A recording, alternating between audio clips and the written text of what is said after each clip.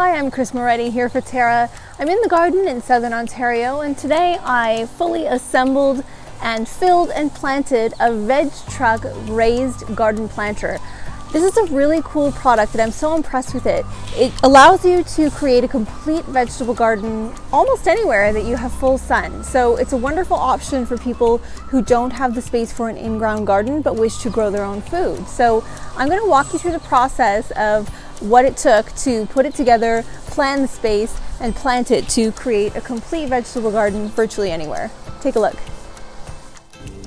I want to tell you some of the things I really like about the Veg Trug. First off, as soon as I open the box, you can smell and see that it's made of real natural cedar. Cedar is a wonderful product for something like a raised garden bed because it's naturally rot resistant, but also it weathers really beautifully and holds up nicely through our Canadian winters.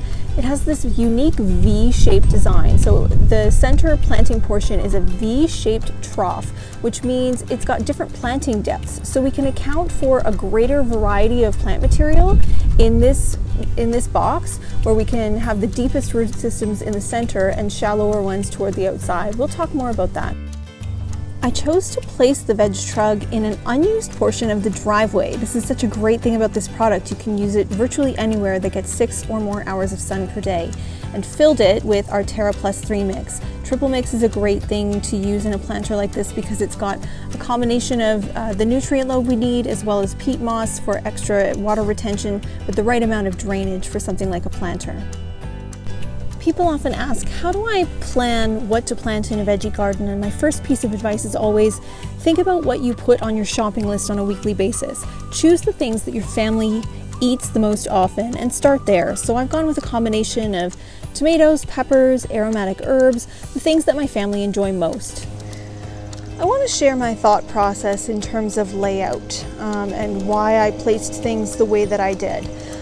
When I begin planning a space, especially something with a very limited volume like this, I start with the biggest things first. So I have begun with the tomato. The tomato, while physically the biggest plant right now, no matter what size you're starting with, recognize that most tomato varieties do get to be quite large. This is a San Marzano tomato, which is an indeterminate type, which means it just keeps on growing until it gets killed by frost. So I'm going to bury it nice and deep as you can with tomatoes, and it's going to grow up, probably to be between 4 and 5 feet tall through the season. So this I'm putting in the very center of the bed to make sure it's got the most soil volume, the deepest section in that V, and that's where I began. Then I flanked it with peppers on either side, and basically just sort of filled in with herbs all around. I've got my aromatic herbs toward the back. Those help attract pollinators. So my fennel, my lemongrass are in the back.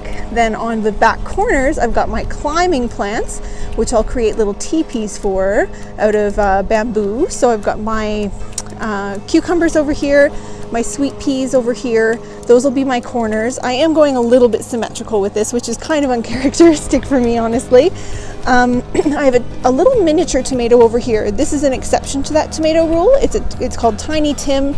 It's a dwarf tomato made to go into containers and patio planters. So I put this on this end. That way when I look at it, as I'm coming down my driveway, I'll see it spilling down over the edge with the tomatoes cascading. And I thought the same thing on my front corners with the oregano. I've got golden oregano over here, and then my regular oregano over here. Those I've got going on the corners because I know they'll spill out over. And finally I finish off with some more aromatic herbs in the front with a little bit of space left to sow some of my lettuce greens and my carrots.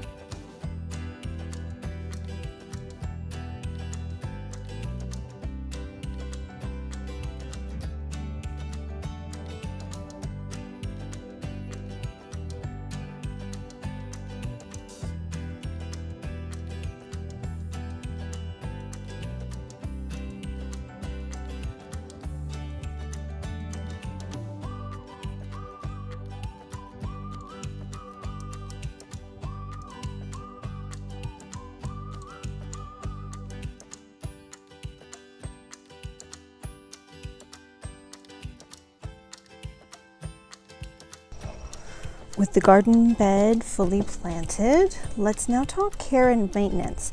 I'm going to water this in very well, but first off, I'm going to apply a plant starter fertilizer.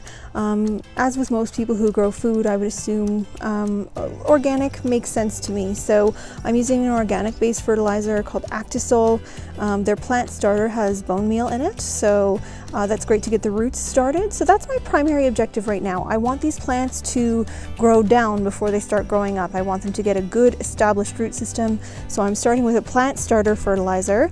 That's going to persist in the soil for a couple of weeks, and then I'll switch to feeding with my vegetable specific food. So you've got a few options available.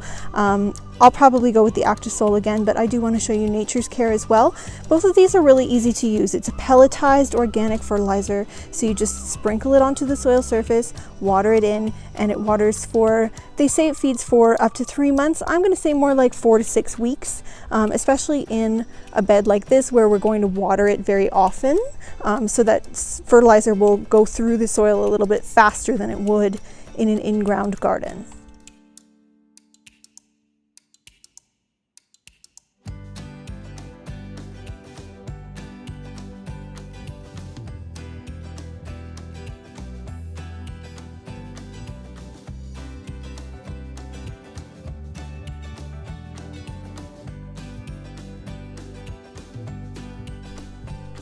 I'm so happy with my Veg Trug, and I can't wait to watch it grow and change through the season and to see all of these beautiful plants grow up.